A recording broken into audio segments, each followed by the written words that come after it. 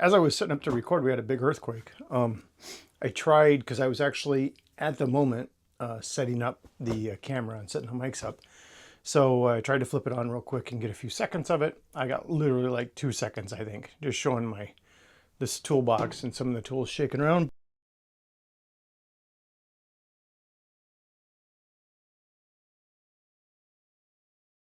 But yeah, 5.6. The center of it was about, I think it's about 2 hours south of here, down in the Kenai Fjords area, National Park area. But anyways, we're going to talk a little bit about our diesel heater. In 2023, we moved to Alaska to fulfill our dream of a better quality of life. Follow along as we transform our few acres of Alaskan off-grid virgin land into our dream homestead. We are Jay and Elaine, and this is Alaskan Freedom.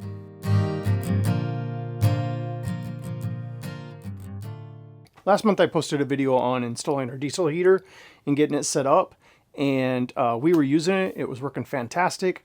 We posted the video online. A lot of viewers reached out and commented that I had made some mistakes. So we are fixing those mistakes today. And I want to thank everybody that left comments. Some of them contradicted things that I had done based on research I found online. A lot of you were right, and what I had read was either wrong, or some of it was actually wrong, some of the stuff I read, and some of it I misinterpreted. So we are fixing all that today. So thank you very much for calling me out on my mistakes. We're going to get that done. So one of the things we'll be doing is we'll be mounting the tanks actually up higher. They're going to be above the unit. The unit's going to move down and the tanks are going to move up. So the fuel is coming down. And then the other one, which is the more important one, was the air intake. So I was not aware there was a separate air intake. The manual doesn't show anything. And when I reached out to LF Bros about it, the kind of cheesy response I got from them was, honestly, I think the person that responded didn't know what the hell he was talking about. But the response I got was the unit was made to be sat outside. It's not made to be inside a building. So they didn't really help me out. Based on the information in a lot of the comments, I was able to figure out the information I needed. One being that there are two air intakes. On a lot of diesel heaters, the second air intake for the combustion just comes right out of the bottom of the machine. On this one, it doesn't. It comes out of the bottom of the blower, then has a hose that wraps around and is just inside the machine. That's it. It's not hooked up to anything. So we are going to disconnect that, and we're going to run that one outside. But we're going to move the location of it so it's farther from the exhaust. And then the other one that brings the air in for heating will just be circulating inside. So stick around and I'm going to show you how we're doing all that. I already took the machine off, disconnected it, and took the cover off so I can kind of show you what we're talking about. So this right here, this is where the air comes in to heat, and then it comes out over here. I had this going outside. Now, that was the air for to be heated. The air for combustion is this right here. It just is inside under the cover. It's got this little filter on the end of it. Comes right out of there. And then just goes up and into the machine for combustion. So this one should be outside and this one should not. So I had those backwards. So we're going to swap those. And not only did I have them backwards, this was my exhaust. This is my intake. And they were too close together. I thought that the exhaust was heavy enough, like diesel exhaust, that it would float down, and as long as my intake was high enough up, as long as my air intake was a little higher, I'd be okay. I do have a CO2 detector in here, and it does work, and it never went off the whole time we're using it. So although the setup seemed to be working as far as not pulling enough poisonous gases to set off the detector and be a problem, we are still going to move it. So what we are going to do is we're just going to block this hole back off, take the stuff off that's on the end of it, and we are going to run the air intake for the combustion. We're going to divert it out of the machine. It's going to go down through the floor and go out this way out the building. So it'll actually be on that side of the building while the exhaust is on this side of the building. So as far apart as they can really be within this building. I'm going to move the bracket that I have it hanging on down here so that everything is lower, and now I can turn the machine around and have the exhaust go straight out. The entire reason I mounted it the way I did was based on the fact that the tanks were going to be under it, and I was trying to have it high enough up to keep give room for the tanks to be able to move them in and out and change them out. But since the tanks are now going to be above it, I can move this down and kind of compact this area here a little more. Yeah, so let's get to work on this. And then another thing that was mentioned was the hole that I had drilled for my fuel line to come through, to put some kind of grommet on there or something so that the line was not rubbing against that and chafing over time. So we are also going to do that. So right here, this is this air intake. So it's, again, just get rid of that. And I don't know if this will feed through there. Well, first let's take this off.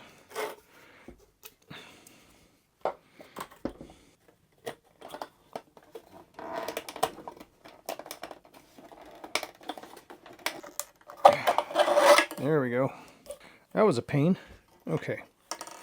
So now we can mount this back on, because this will now just come straight down. Alright, so this is the pipe that a lot of the people in the comments were referring to. They said on the bottom next to the exhaust is the pipe for the air intake for the combustion. That's this. So we disconnected the piece that was on it. What I'll probably do is see if I can like just extend this, put this back on, have it come out so far, and then from here out run some kind of like, I don't know, just like a conduit, like a PVC conduit or something like that. This is just air intake, so it doesn't really matter what kind of pipe it is. But then once it's outside, I'll have that rigid pipe that I can run, so then I can just run that PVC down through the floor, and that rigid pipe then will run along the floor joist to the other side of the building so that it's far away from the exhaust.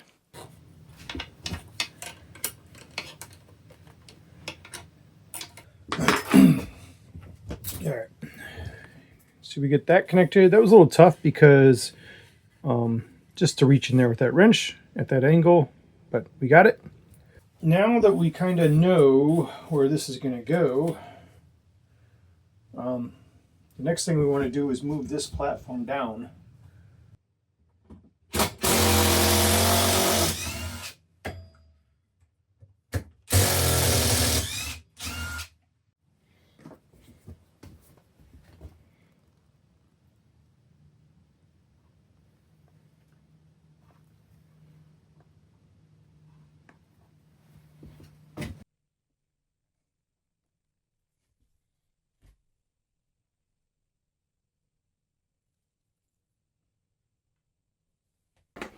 Okay, so we took the gasket maker and the clamp and clamped these together. All I did is basically shorten this pipe, and then we're reassembling it the same way we did in the first video. If you want to see all the details about it, go back to my first video, because this part is not being done any different than we did the first time.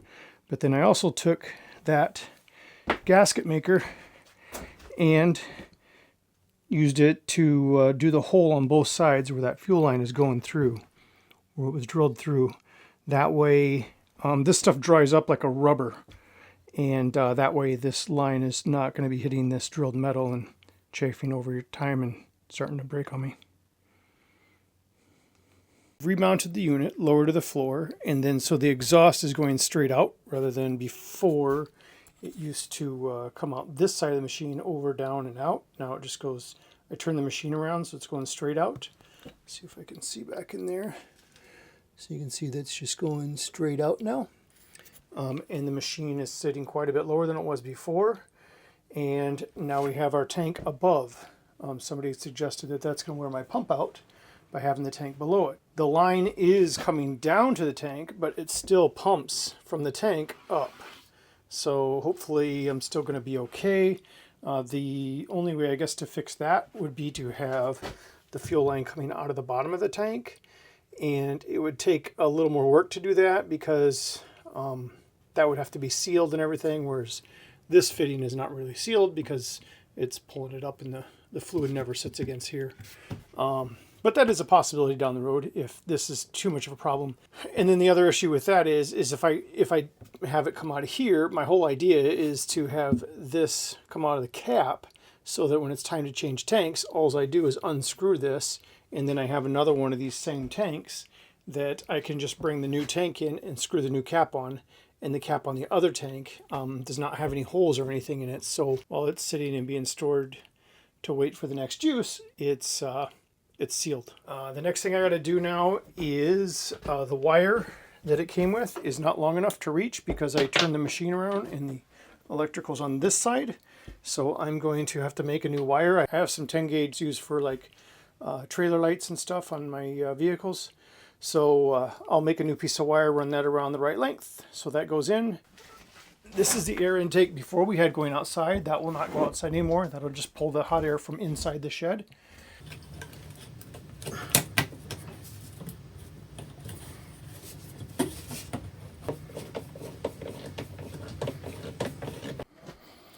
All right, so now that is our combustible air that is coming out of the machine down, and that comes out the bottom of the shed through the floor.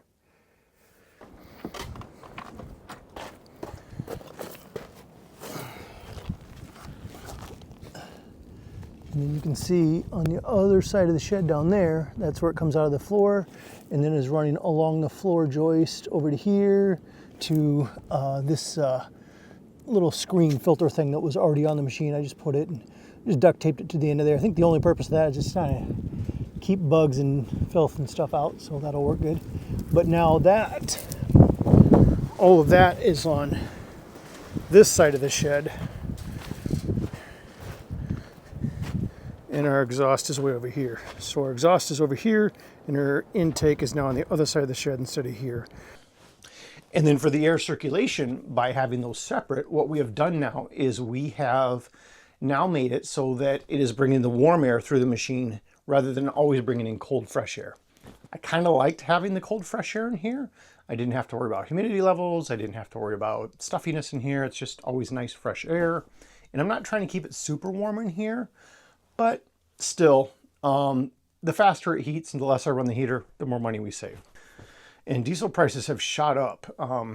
We were paying just over $3 a gallon in early 2025. It is now October 2025, 10 months later, and it's $3.95 a gallon. So it's gone up almost $1 a gallon. And then you consider we're saving about close to 3 gallons a month. That is about $12 a month we're saving, which is not a lot of money, but money saved is better than money earned. A lot of people had mentioned that by having the fuel under the machine and the machine up high, right now the machine, you can see where it's sitting. It was actually up here. It was this high up. The top of the machine was about this high up. So it was about 18 inches higher up than it is now. And it was pulling the fuel all the way off the ground in the tubs up into here. And some people mentioned it was working fine, but some people mentioned in the comments that that's going to wear the pump out. The pump's not made for that, to pull it uphill. And in the tank, or in the built-in tank, the fuel comes out of the bottom and then just turns up into the pump an inch. So the reality is the height of the fuel in there is giving it enough pressure. It's really not pulling anything up. And I had it pulling way up. So I moved, this is the shelf that I had laying on the ground. I moved this up here. I set the tank up here and ran it and turned it on. But the problem is it was actually still pulling it up, because now I had to pull it up through the tank, because our fuel comes through the lid of the tank into a line to the bottom of the tank. So it was pulling it up through the tank and then back down. And not only was that a problem, I was getting a lot of air in the lines because of the way the line was running. It would not suck out all the air bubbles. I just could not. There's probably a way, if somebody knows about how to do that, there's probably a way to get those air bubbles out, but I just could not get them out. I tried priming it multiple times, and anytime one of those air bubbles finally would get sucked into the machine, it would shut down. It would tell the machine that it's out of fuel, and it would just shut down. So it kept turning off automatically on me, and I could not. Every time I thought the air bubbles were gone, it's somehow more air bubbles were getting in there. I don't know how that kept happening. So what I did is I did put the containers back on the ground like we originally had it. So, but now from the top of the lid where the hose comes out to the bottom of the machine is only about 8 inches versus before it was about 2 feet. So the pump is not pulling as hard as it was before. For now, I've gone back to putting it on the floor, and if the pump runs out and I got to replace that pump someday, so be it. But we'll keep track of that. We'll see. Maybe this will be a good experiment to see how long that pump really lasts. pulling it this far. So again, I want to thank everybody. There was a lot of comments. I learned a lot of the stuff from the comments of the last video. I learned the mistakes that I made and found out how to fix them properly, mostly because of great viewers like you. Thank you so much. The diesel heater that's as done as it's going to be for now, but that's kind of a short video and I have some extra time. So I want to share a really cool Christmas project we're doing for our family. If you follow our channel, we did a review on the Creality laser engraver a few months back, and we love this thing. It's been an amazing addition for us, and we've done a lot of cool projects with it, but we are doing some holiday projects with it now, and I want your honest opinion and feedback on them before I send these things out to my family. So let me show you real quick how we're making these and what we're doing, and then you give me your feedback. Fortunately, my family doesn't support this channel. They don't watch my videos, so they're not going to know ahead of time. So let's just go ahead and start that. This shouldn't take long to do. This project's going to take 5 minutes.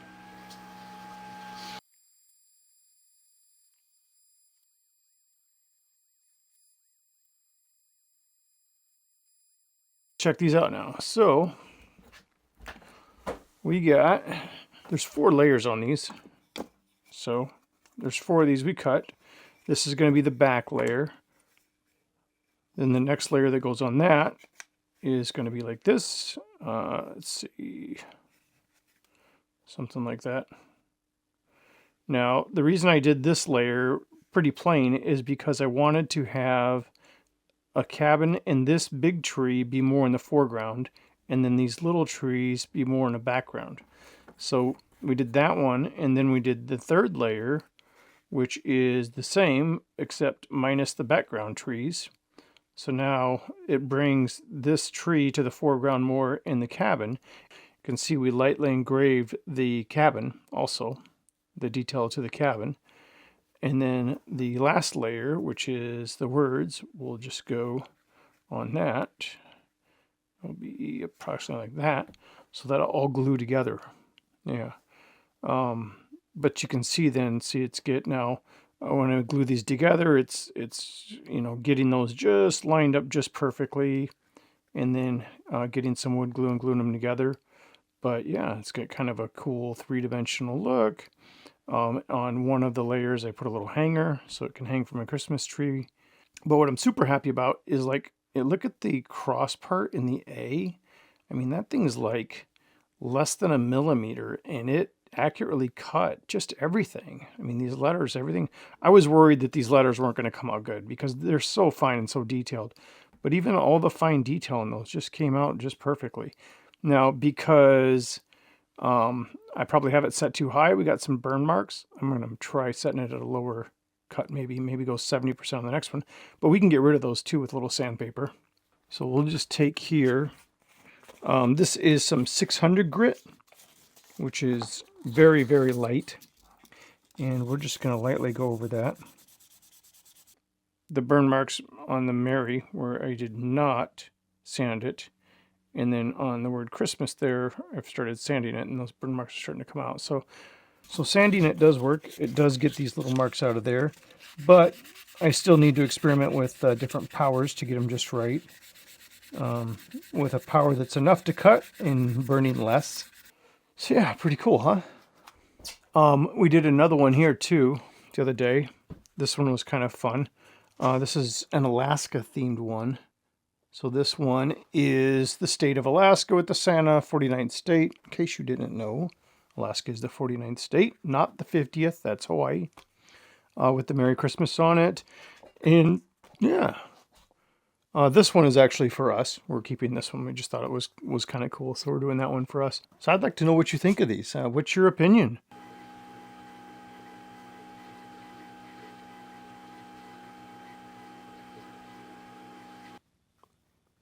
But again, I don't know if I really like that. I mean, I wanted it to be colorful. It does give a lot more contrast, though.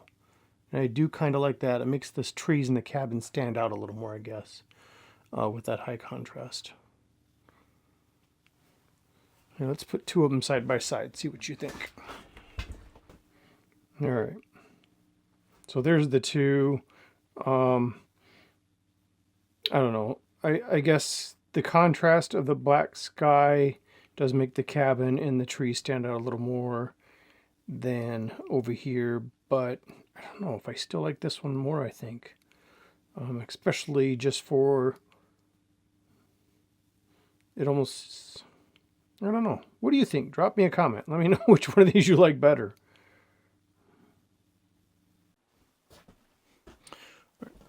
Glue these together quick. We are using Elmer's glue that we have poured into a little needle bottle. And then we'll use some CA glue also for when we get to the acrylic part.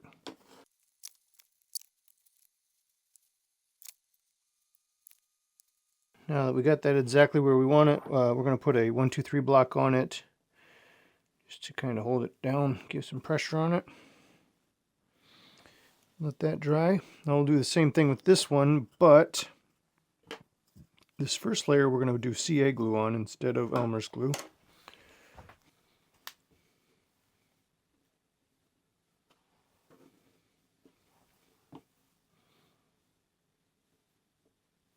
Okay, let's let those dry.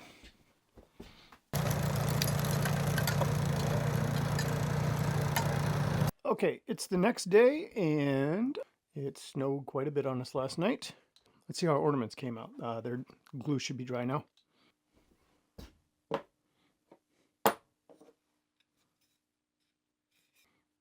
do you think of that one? So that's the one with all wood. So I don't know if it shows well on camera, but these little trees here, the 3 little trees, are more in the background than the cabin and the big tree because of the way it's layered. And then here's the other one with the acrylic background. So the black on the sides where the laser, when it cuts, it makes the wood black on the sides like this. On the black, it doesn't stand out. It almost, I don't know, is it harder to tell that the dimension on this or not? What do you think? I'm having a hard time deciding here, so I want your help. So we are going to use the laser engraver to make a bunch of these for our family, and it's either going to be the all wood one or the acrylic background. So let me know. I will make whichever one you decide on, I will make. So I need to hear in the comments, and whichever one gets the most likes, just say wood or acrylic. That's all you got to say. That's the one I'm going to make for my family because I'm undecided. I don't know. So, but these are super cool and they're so easy to make and I really love them. Honestly, I should be selling these in my woodworking business. These are so cool. But let me know what you think. I'd love to hear your feedback. I'm having so much fun doing projects like this. We're going to be doing a lot more of it. I won't put too much of it here on the channel because I know this channel is mostly about off-grid and building the cabin, but this is the kind of stuff that Elaine and we love to do. We love to do any kind of woodworking, building anything with our hands, whether it's the cabin or Christmas ornaments. We love it all. Anything that's doing with our hands. We like to be away from the electronics, away from the TV as much as possible, and doing projects like this. So we have been having a lot of fun. I want to thank Creality again. I mean, I already did a video for them, but I cannot thank them enough for sending us this machine. We love it so much. I did actually talk to the rep not too long ago, and I think they're having a huge Black Friday sale. So that's coming up real soon if you want to check that out. I will leave a link to their info once again down in the description, and also links for some of the info on the diesel heater if you're interested in that brand. There is a lot of reasons why I think that brand is better than some of the other ones. I'm not going to get into that, but definitely check out some of the other videos on LF Bros before you buy a diesel heater. I just think it seemed to be a much better quality machine than some of the other ones that I looked at. And I'm sure there's still some mistakes that I need to fix in there. So don't hesitate to let me know. You know, if you see something I did wrong, and please let me know in the comments why I did it wrong, what I need to fix. Thanks for joining me this week. Elaine has not been around much in the videos in case you haven't noticed. There's a reason for that. She has her own awesome project going on, and she's been working on it now for many months, and she has put a lot of time and effort into it, and she will be sharing that on a video soon. As a matter of fact, I believe the video that comes out December 10th, she'll be sharing that. So please look forward to that information. I'm excited for her, and she's very excited to share it with you. She just wanted to get it to a certain point before she started sharing it really with a lot of people, but we're very excited. We can't wait to show you that. All right, thumbs up, subscribe. See you soon. Yes, it is 0 degrees out and I'm drinking iced coffee.